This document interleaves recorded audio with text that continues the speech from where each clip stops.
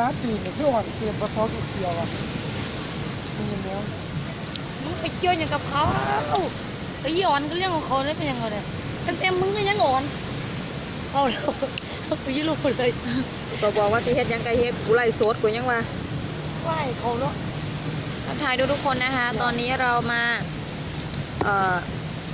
เช็คอินที่หาดจอมเทียนพัทยา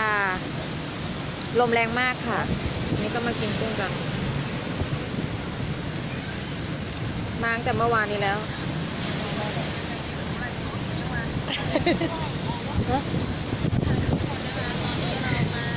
เยี่ยยังก็ยังไอ้สุดเลย ทักทายคนเดียว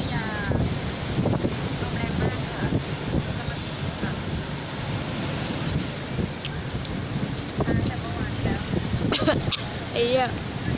ป้าไปมึงเนี่ยเลย พ่อไปซื้อน้ำเด้อ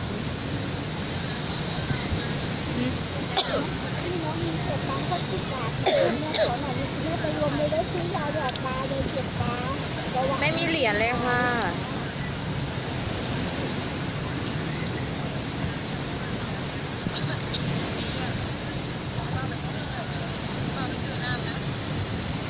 ขอบคุณนิกกี้ชายานิกกี้ปากหมา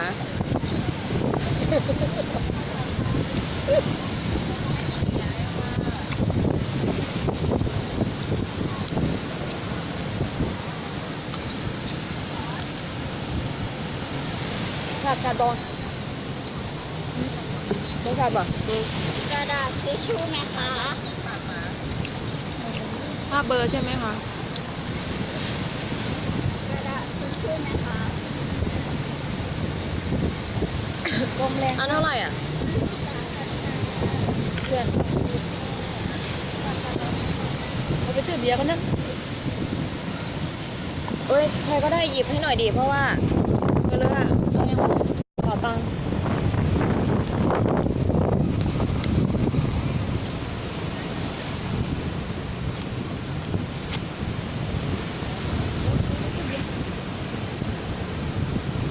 ตัวเล็กเท่าไหร่นะลูก20เลยเหรอ เพื่อน ใช้เสียงคู่กันมากเราเป็นผัวเมียกันหรือเปล่าเราเป็นผัวเมียกันหรือเปล่า ซื้อน้ำเปล่ามาด้วยนะ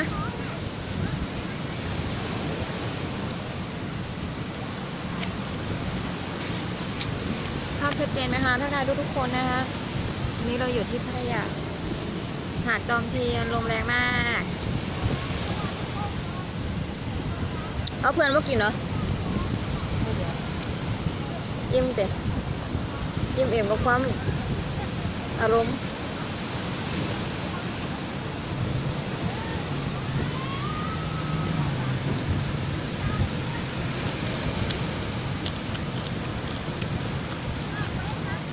แซ่บยุ่งข่าวมาเด้อมาเด้อ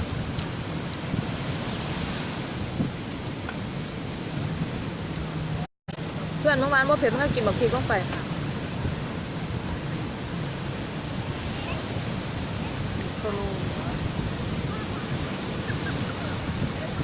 กูก็ได้บอกว่าจอได้ว่าเอาเผ็ดว่าเผ็ด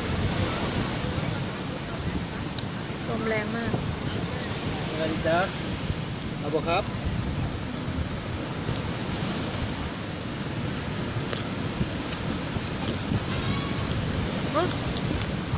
ทำไมไม่มีคอมเมนต์เลย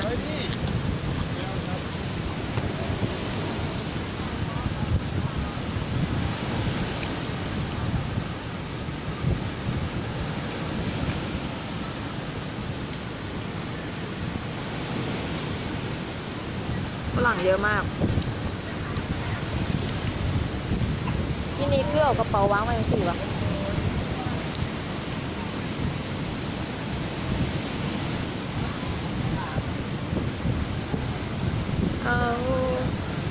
เอาชนะมาโยนทะเล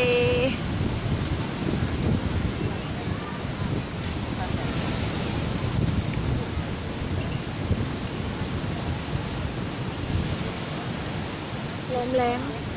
มแรงจริงๆ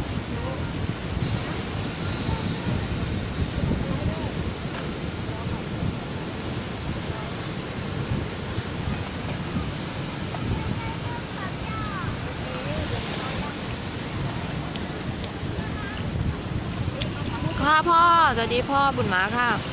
แซ่บพ่อแซ่บมาแต่เมื่อวานนี่สิกลับมื้อนี่